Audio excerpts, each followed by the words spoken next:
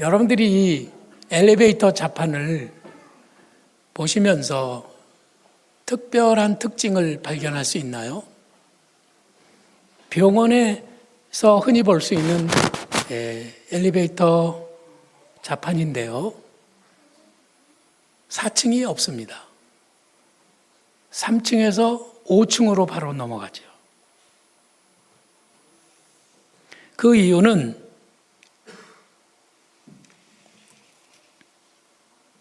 사층이 싫어요. 죽을 사자거든요. 사하고 죽을 사는 완전히 다른 글자지만 사람들은 이 사자도 싫어합니다. 우리들은 죽음 앞에 서면 모두가 다 두려워합니다. 실제로 죽음을 앞에 두고 있는 사람들은 아무 낙이 없어요. 아무것도 먹지도 못합니다. 살아가면서 그렇게 좋아하던 돈도 트럭으로 갖다 준다 그래도 소용이 없어요. 명예도 필요 없습니다. 자존심도 없습니다. 그렇게 높던 콧대도 아주 낮아졌습니다. 죽음 앞에서 우리들은 위축되고 작아질 수밖에는 없어요. 죽음 앞에는 장사가 없습니다. 성경에 보면은 시편에 이렇게 말씀하십니다. 홍수같이 쓸어간다고. 죽음은 이 세상에 있는 사람들을 싹 쓸어가는 거예요. 거기에서 죄 받을 수 있는 사람이 아무도 없습니다. 지금은 우리들이 이렇게 살아있지만 우리들은 다 사실은 시한부 인생을 사는 거예요. 저마다에게 유효기간이 따로따로 있어요. 저의 유효기간은 언제일지는 모르지만은 저도 그 순간을 향해서 매 순간 가까이 다가가고 있다는 사실 아무도 부정할 수가 없습니다. 그러면 우리는 왜 죽어야 하는 건가요? 죽음이 시작된 것은 아담과 하와가 선악과는 먹지 말아라 하시는 하나님의 말씀을 거역하고 사탄의 말, 네가 이것을 먹는 날에는 죽지 아니하리라, 하나님처럼 되리라고 하는 유혹에 빠져서 하나님의 말씀은 거역하고 사탄의 말씀을 듣고 말을 듣고 선악과를 먹었기 때문이었습니다. 한마디로 말하면 우리는 죄 때문에 죽는 거예요. 죄를 지은 인간들은 죽을 수밖에 없는 것이죠. 우리는 다 죄인이기 때문에 우리는 다 그래서 죽는 겁니다. 아무도 그 죽음을 피하지 못합니다. 죄 지은 인간에게 주신 가장 큰 벌이 바로 죽음이었어요. 그래서 죽음 앞에서 우리들은 부들부들 떠는 거예요. 사실은 언제 죽을지는 모르지만 우리는 다 죽을 목숨인데 마귀는 우리를 죽음을 가지고 협박을 합니다. 그러면 너 죽일 거야. 너 내 말 안 들으면 너 아주 비참하게 세상에서 죽게 한다. 그러면 맞아. 우리들은 그 말만 들으면 꼼짝 못해요. 내가 아끼던 돈도 주고 내가 사랑하는 모든 것들을 다 주면서까지 그 죽음의 순간을 한 시간이라도 늘려보려고 하는 그런 욕심을 우리는 가지고 있는 것이죠. 이 죽는다고 하는 이 사실이 우리 모두가 가지고 있는 최대의 약점일 뿐만 아니라 그 죽음은 우리 모두의 원수예요. 성경은 말씀하시죠. 마지막에 멸망받을 원수는 사망이니라. 우리 모두가 끝까지 맞서서 반드시 이겨내야 할 그 원수가 바로 사망이라고 하는 것입니다. 우리는 죽음 앞에서 모두가 두려워하고 그 죽음을 맞이하기를 싫어한다는 것이죠. 그 모래시계라고 하는 그 드라마에서 최인수가 교수형을 받기 전에 그 사납고 거칠고 담대하고 무서울 것이 없이 그렇게 죄를 범하던 최민수조차도 죽음 앞에서 뭐라고 그럽니까? 나 떨고 있냐?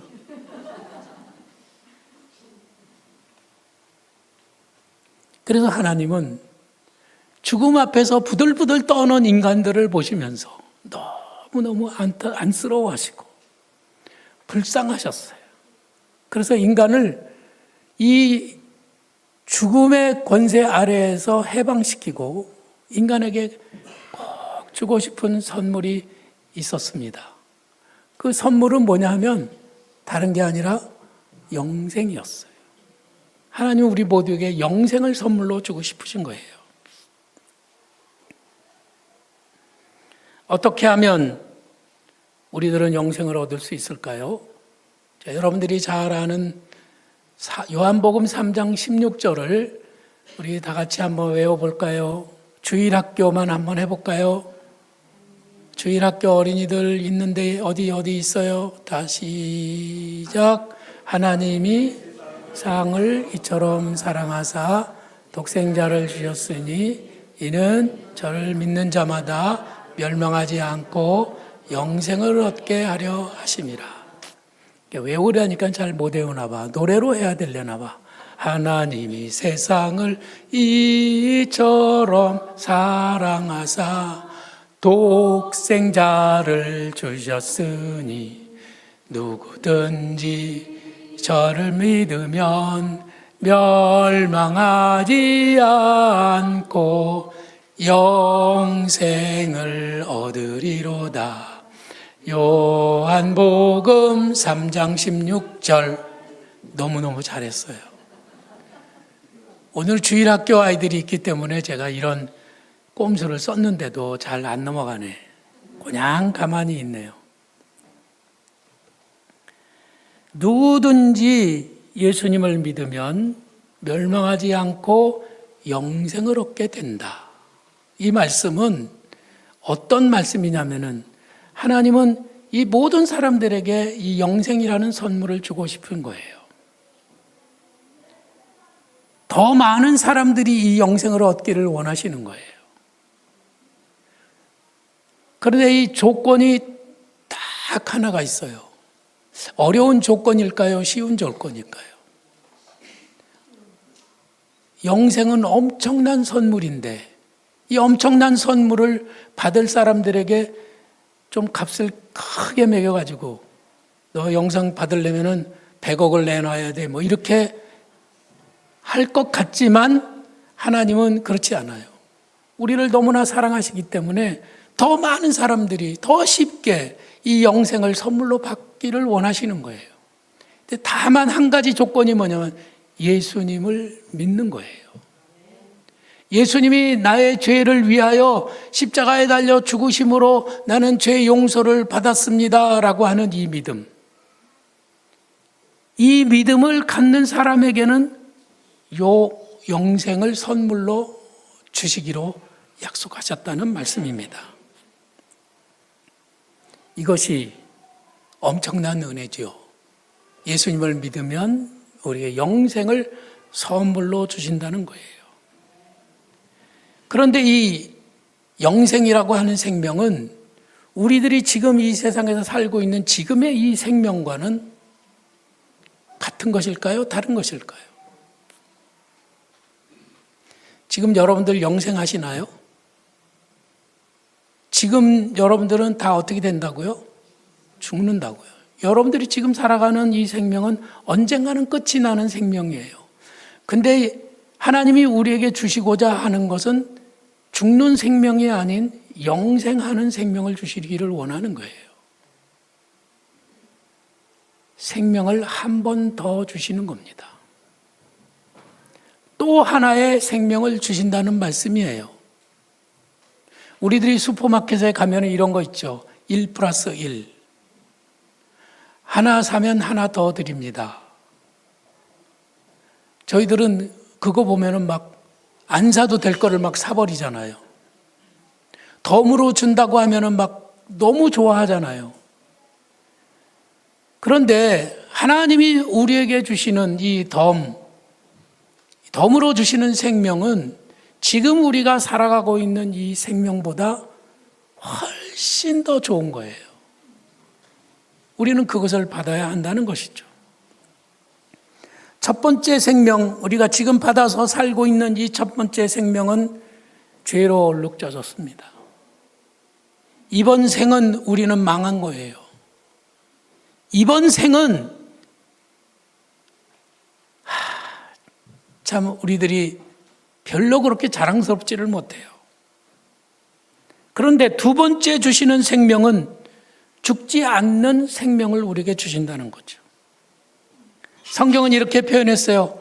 썩을 몸으로 심고 썩지 않을 것으로 다시 살며, 육의 몸으로 심고 영의 몸으로 다시 살며, 죄의 몸으로 심고 영광스러운 몸으로 다시 살고, 이게 다시 살아서 우리에게 주시는 또 하나의 생명이 바로 그런 삶이라고 하는 것을 약속해 주셨습니다. 이거 받아야 되겠죠. 여러분들이 이 모든 믿음의 삶을 통해서 예수 그리스도를 믿는 믿음으로 우리들이 그 생명을 받기를 바랍니다. 근데 그것을 받기 위해서 우리들은 어떻게 해야 될까요? 네. 자, 영원한 생명을 우리들이 받으려면 어떻게 해야 돼요? 예수님을 믿어야 된다고 했는데 또 하나의 걸림돌이 있어요. 그거는 뭐냐면 죽어야 산다고 하는 것입니다. 죽지 않으면 그 영원한 생명을 우리는 받을 수가 없다는 거예요. 왜? 이 몸을 그대로 가진 채로는 영생할 수가 없어요. 예수님을 믿는 순간에 우리들이 지금부터 영생을 받아가지고 이대로 그냥 쭉 영생하도록 가면 좋을까요? 나쁠까요? 아유, 빨리 설교나 하세요. 지금 여러분들의 표정이 그런 것 같은데, 지금 우리들이 받은 이 생명으로, 이 육신으로 그냥 영원까지 쭉 가게 되면은 어떻게 되느냐 하면 이 몸은 썩을 몸이고, 이 몸은 죄된 몸이고, 이 몸은 욕된 몸이고, 이 몸으로는 우리들이 영원히 갈 수가 없어요. 그래서 영원한 생명을 얻기 위해서는 우리는 이 죄된 몸, 썩을 몸, 그리고 약한 몸은 땅에다가 두고 우리들이 새 몸을 받아야 하는데, 그 욕된 몸을 벗어놓고 영광스러운 몸을 받기 위해서는 우리들이 죽음이라고 하는 관문을 통과해야 된다고 하는 거예요. 그래서 죽음은, 예수님이 이전의 죽음은 망하는 거예요. 죽음은 끝이에요. 예수님이 이전의 죽음은 그냥 지옥 가는 거였어요. 그건 절망이었어요. 그러나 예수님을 믿는 사람들에게는 죽음은 영생으로 들어가는 관문이 된 것입니다. 할렐루야. 그것을 성경이 뭐라고 말씀했느냐 하면 우리 다 같이 읽어보시겠습니다. 우리 주 예수 그리스도로 말미암아 우리에게 승리를 주시는 하나님께 감사하노니. 죽지 않으면 영생이 없다는 거예요. 죽으면 영생을 얻게 되는데 그 중간에 예수 그리스도가 계셔서 우리의 죽음을 영생으로 인도하시는 그런 놀라운 능력을 보여주신 것입니다. 자, 죽으면 우리는 영생으로 들어가는 거예요. 그런데도 무서워. 그런데도 아직 죽음을 통과하긴다고 하는 것은 두려운 일이에요. 걱정이 많아요. 사탄이 누구를 공격하느냐 하면 죽음을 두려워하는 그 사람을 사탄이 공격하는 겁니다. 너 죽여버린다? 그러면 사탄 앞에서 무릎을 꿇고 아니야 나 좀 살려줘 그러면서 죄를 짓는 거죠. 그러나 여러분, 예수님은 죽음을 이기고 승리하셨어요. 죽음은 더 이상 사탄의 무기가 아닙니다. 죽음 앞에서 여러분들이 두려워할 것이 아니라 이제 우리들은 예수 그리스도께서 죽음의 권세를 이기고 부활하신 그 첫 열매가 되셨으니까 우리들은 두 번째 열매, 세 번째 열매, 천 번째 열매, 만 번째 열매 계속해서 우리들은 예수를 믿는 그 믿음 안에서 부활하고 또 부활하고 또 부활하고 또 부활하는 열매들이 되는 은혜를 누리시기를 축원합니다. 그래서 사도 바울은 우리에게 이렇게 말씀하시는 겁니다. 부활을 믿는 성도들에게 이렇게 권고하고 있어요. 다 같이 읽겠습니다. 그러므로 내 사랑하는 형제들아 견실하며 흔들리지 말고 항상 주의 일에 더욱 힘쓰는 자들이 되라. 이는 너희 수고가 주 안에서 헛되지 않은 줄 알미니라. 아멘. 이제는 죽음 앞에 딱 우리가 선다고 해도 두려워하지 말자는 거예요. 내가 얼마 안 있다가 죽는다고 하더라도, 내게 가난이 온다고 하더라도, 내게 질병이 찾아온다고 하더라도, 내가 사랑하는 이들과의 이별이 있다고 하더라도 우리들은 두려워하지 말고 언제나 이김을 주시는 그 그리스도로 인하여 기뻐하고 감사하고 그 승리를 누리는 성도들이 되자는 거예요. 왜냐하면 예수님이 사망을 죽여버렸거든요. 사망의 권세는 더 이상 우리에게 아무 능력도 없습니다. 그래서 예수님의 제자들은 예수님 부활하신 다음에 완전히 바뀌었어요. 예수님 부활하시기 전에는 그들이 죽을까 봐 무서워가지고 부들부들 떨었습니다. 예수님을 모른다고 3번 부인했습니다. 그들은 다 도망을 쳤습니다. 그러나 예수님 부활하신 다음에 그들은 쫙 나가서 부활하신 주님을 증거했어요. 죽음이 두렵지 않았어요. 왜냐하면 죽으면 영생하니까. 할렐루야. 우리들도 그런 권세와 능력을 받았습니다. 여러분들에게도 이미 영생하는 권세가 주어졌어요. 영생의 그 사랑의 생명이 여러분들 안에 있다는 것이죠. 그것을 여러분들이 받으셨어요. 그것을 받아서 누리는 성도들이 되시기를 바라요. 그것을 받았지만 어떤 사람은 여전히 무서워, 여전히 두려워, 여전히 어쩔 줄 몰라. 사탄이 와서 너 죽여버릴 거야 그러면 그냥 바로 무릎 꿇고 그 앞에 굴복하고 그 앞에 그만 어쩔 줄 몰라 하는 그런 성도들이 아직도 많이 있다는 것이죠. 그 사람들은 부활의 신앙을 아직도 다 완전하게 갖지 못한 것이에요. 죽음을 앞둔 사람들을 저는 몇 번 봤습니다. 그 사람들이 죽음 앞에서 두려워하는 것을 보면서 저는 마음이 안타까웠어요. 그러나 이제 우리들은 그렇게 살지 말자는 거예요.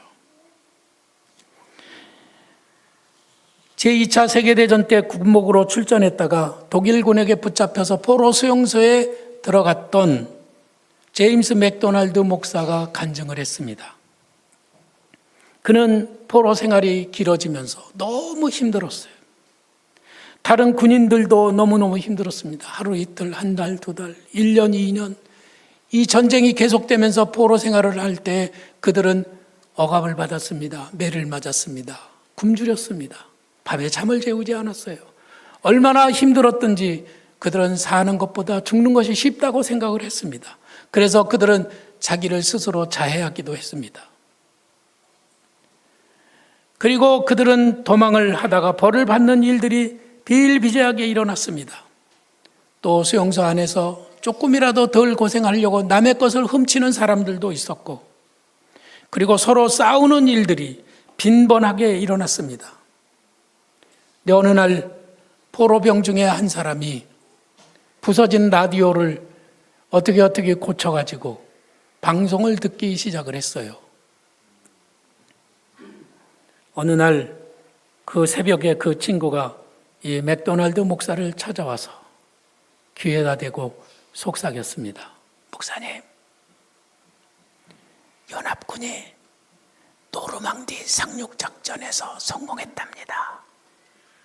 그래서 이제 독일군들이 패전하고 곧 전쟁이 끝난답니다. 우리는 승리했습니다.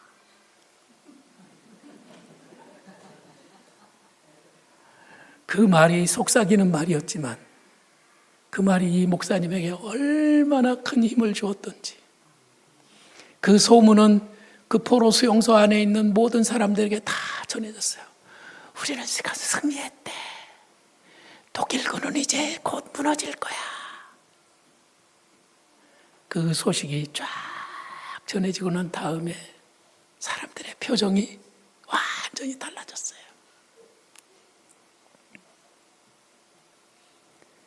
그들은 너무너무 기뻤습니다. 강제 노동을 하면서도 막 노래를 부르면서 노동을 했습니다. 내가 여기 가는데 저쪽에서 앞에서 형제 포로가 오면은 전에는 막 이러고 갔는데 둘이서 만나면 하이파이브를 팍 하면서 우리가 승리했다. 더 이상 자해하는 사람도 없습니다. 더 이상 도망칠 필요도 없습니다. 그들은 지금 모든 상황이 하나도 반하지 않았고 여전히 포로였고 여전히 굶주리고 여전히 핍박을 받고 있지만은 그들의 마음은 완전히 달랐어요.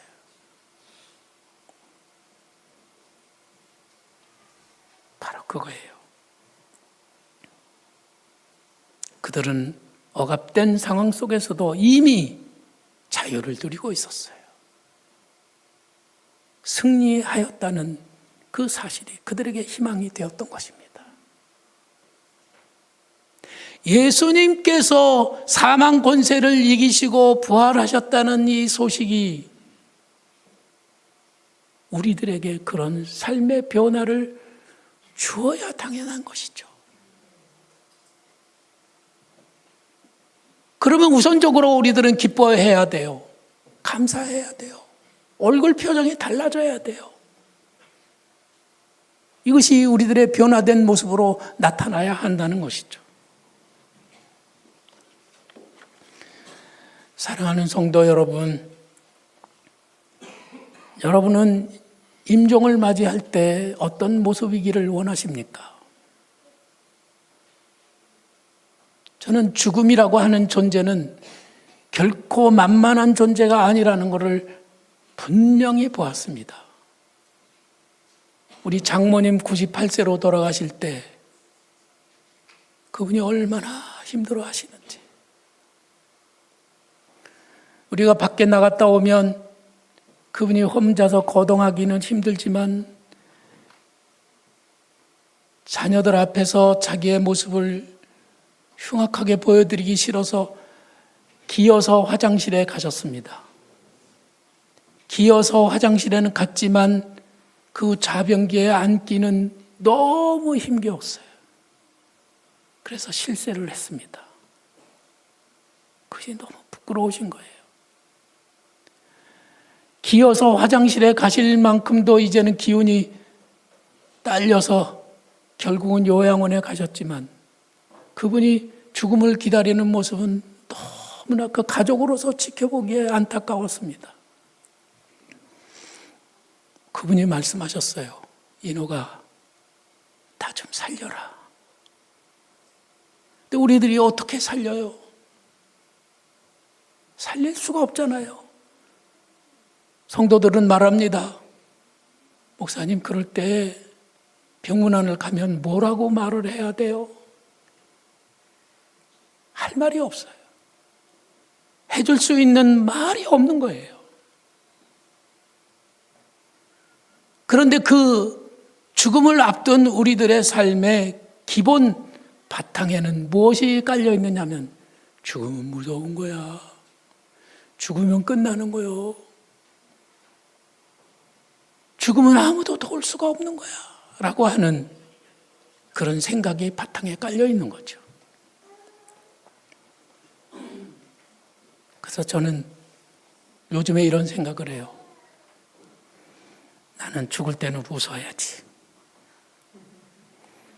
아주 평화롭게 웃으면서 죽음을 맞이해야지. 죽으면 또 하나의 생명, 영원한 생명이 우리에게 주어지는데 이 땅에서 지금 살 때처럼 몸에 병들지 않고 늙지도 않고 썩지도 않고 영광스럽고 거룩한 몸으로 내가 부활한다는 것을 내가 믿고 그것이 사실이라는 것을 내 가족들과 성도들에게 내가 보여줘야지. 그래서 성도들이 찾아오면 환하게 웃으면서 사랑합니다. 그동안 함께 해줘서 너무 감사해요. 혹시 나 때문에 힘들었다면 너무 미안해요. 성도 여러분, 권사님, 집사님을 축복합니다. 내가 혹시 아프게 한 것이 있다면 용서해줘요.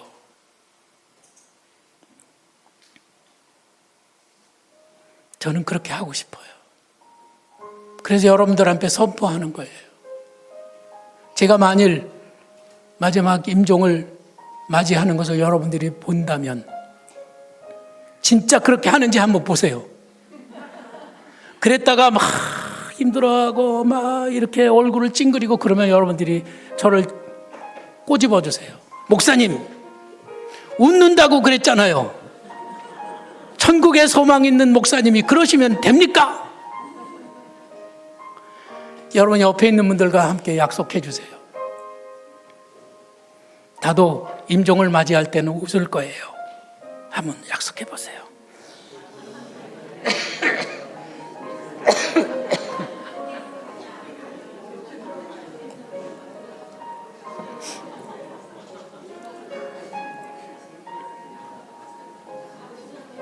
나는 영생할 거니까 웃을 거예요. 언제 찾아올지 모르는 죽음이지만 지금부터 미리미리 준비해서 소망 중에 죽음을 준비한다면 우리들의 삶이 달라질 겁니다. 포로 수용소의 그 포로들의 얼굴 표정이 달라졌던 것처럼 부활의 소망을 갖는 우리들의 삶은 분명히 달라져야 될 줄로 믿습니다. 죽을 준비 됐나요? 그리스도의 사람으로서 이제는 죽을 준비가 완료된 행복한 성도들이 되시기를 축원합니다.